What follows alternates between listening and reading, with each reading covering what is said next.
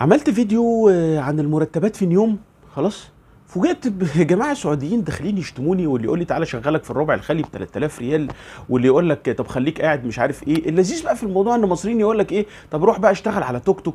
يا جماعه اولا الحمد لله انا مهندس محترم وباخد شغال في شركه كبيره وعندي حاجات تانية كمان غير الشركه، والقصه دي انا مش بدور على القصه دي. انا كل القصه اولا طبعا اخواتي السعوديين اهلا بيكم ومرحبا على الكومنتات. لكن انا عايز اقول لكم حاجه، انا بكلم اصحابي المهندسين المصريين. انت زعلان ليه؟ هو انت يا تبخسني يا اما تشتمني، يعني يا اما تبخس المهندس يا اما تشتمه. ربنا يسامحك يا عم. بالنسبه للجماعه المصريين برضو اللي بيشتموا، يا حبيبي والله انت قيمتك عاليه قوي، والله طول عمره المصري ده يا حبيبي انت اللي باني الخليج كله.